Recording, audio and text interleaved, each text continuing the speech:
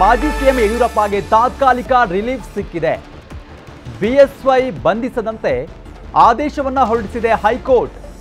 ತನಿಖೆಗೆ ಹಾಜರಾಗುವಂತೆ ಹೈಕೋರ್ಟ್ ಸೂಚನೆಯನ್ನ ಕೊಟ್ಟಿದೆ. ಸಮಾಧಾನ ತಂದಿದೆ ಯಡಿಯೂರಪ್ಪ ಅವರಿಗೆ ಈ ಒಂದು ಆದೇಶ.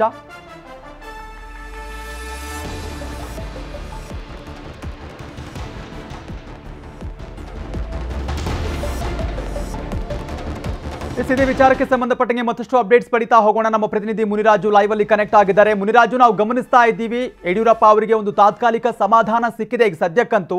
ಸೊ ಮುಂದಿನ ವಾರ ವಿಚಾರಣೆಗೆ ಬರ್ತಾರೆ ಅನ್ನುವಂಥ ಸುದ್ದಿ ಕೂಡ ಇದೆ. ಸೊ ಇವತ್ತಿನ ಕೋರ್ಟ್ನಲ್ಲಿ ಏನೆಲ್ಲ ವಿಚಾರಣೆಗಳಾಯಿತು, ಏನೆಲ್ಲ ಷರತ್ತುಬದ್ಧ ಆದೇಶವನ್ನ ಕೊಟ್ಟಿದೆ ಕೋರ್ಟ್?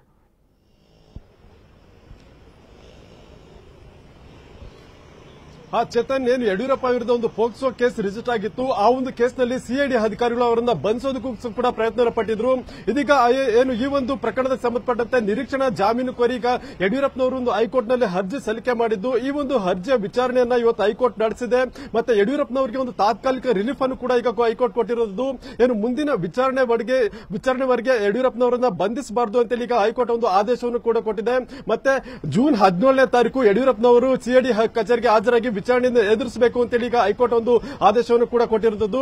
ಆದ್ರಿಂದ ಈಗ ಏನು ಯಡಿಯೂರಪ್ಪನವರಿಗೆ ಒಂದು ಬಂಧನದ ಭೀತಿ ಕಾಡ್ತಾ ಇತ್ತು, ಅದರಿಂದ ಒಂದು ದೊಡ್ಡ ರಿಲೀಫ್ ಸಿಕ್ಕಿದೆ ಅಂತಾನೆ ಹೇಳ್ಬೇಕಾಗುತ್ತೆ. ಯಾಕಂದ್ರೆ ಈ ಒಂದು ಪ್ರಕರಣಕ್ಕೆ ಸಂಬಂಧಪಟ್ಟಂತೆ ಈಗ ಯಡಿಯೂರಪ್ಪ ವಿರುದ್ಧ ಒಂದು ಅರೆಸ್ಟ್ ವಾರೆಂಟ್ ಕೂಡ ನಿನ್ನೆ ಜಾರಿಯಾಗಿತ್ತು. ಸಿಐಡಿ ಅಧಿಕಾರಿಗಳು ಆ ಒಂದು ವಾರೆಂಟ್ ಆಧಾರದ ಮೇಲೆ ಅವರನ್ನ ಬಂಧಿಸೋದಕ್ಕೂ ಕೂಡ ಸಾಕಷ್ಟು ಹುಡುಕಾಟವನ್ನು ಕೂಡ ನಡೆಸಿದ್ರು. ಇವತ್ತು ಇದೇ ಪ್ರಕರಣದಲ್ಲಿ ಈಗ ಯಡಿಯೂರಪ್ಪನವರಿಗೆ ಒಂದು ನಿರೀಕ್ಷಣಾ ಜಾಮೀನು ಮಂಜೂರಾಗಿರೋದ್ರಿಂದ ಈಗ ಯಡಿಯೂರಪ್ಪನವರು ಬಂಧನದ ಭೀತಿಯಿಂದ ಪಾರಾಗಿದ್ದಾರೆ. ಮತ್ತೆ ಅವರು ಸೋಮವಾರ ವಿಚಾರಣೆಗೆ ಕೂಡ ಹಾಜರಾಗುವಂತಹ ಸಾಧ್ಯತೆಗಳು ಕೂಡ ಹೆಚ್ಚಾಗಿದ್ದು, ಈಗ ಹೈಕೋರ್ಟ್ ಕೂಡ ಇದೇ ಪ್ರಕರಣದಲ್ಲಿ ಅವರು ಸೋಮವಾರ ವಿಚಾರಣೆಗೆ ಹಾಜರಾಗಬೇಕು ಅಂತ ಹೇಳಿ ಒಂದು ಸೂಚನೆ ಇರೋದ್ರಿಂದ ಅವರು ಸಿಐಡಿ ಅಧಿಕಾರಿಗಳ ಮುಂದೆ ಈ ಒಂದು ಪ್ರಕರಣದಲ್ಲಿ ವಿಚಾರಣೆಗೆ ಹಾಜರಾಗೋದಕ್ಕೆ ಮುಂದಾಗ್ತಾ ಇದ್ದಾರೆ. Chetan, okay, fine, thank you Muniraju ಡೀಟೇಲ್ಸ್ಗೆ. ಇನ್ನು ಇದೇ ವಿಚಾರಕ್ಕೆ ಸಂಬಂಧಪಟ್ಟಂಗೆ ವಕೀಲರು ಕೂಡ ಮಾತನಾಡಿದರೆ ನೋಡೋಣ. Today, the petition filed on behalf of B.S. Yediyurappa had come up before the High Court. Substantial points were argued before the court.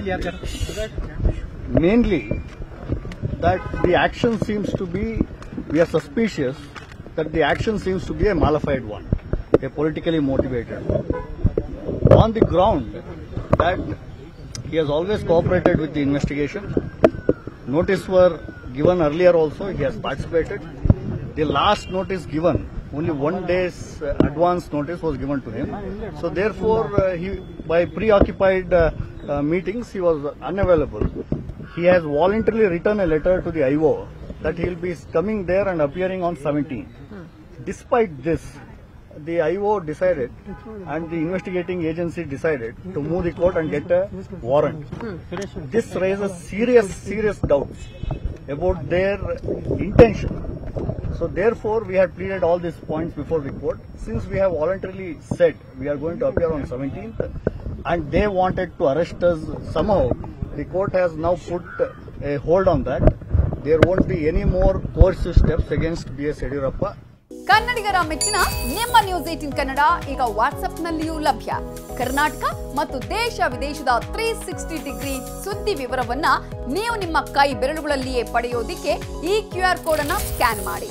ನಮ್ಮ ಚಾನೆಲ್ ಅನ್ನು ಫಾಲೋ ಮಾಡಿ, ನೋಟಿಫಿಕೇಶನ್ ಆನ್ ಮಾಡಿ.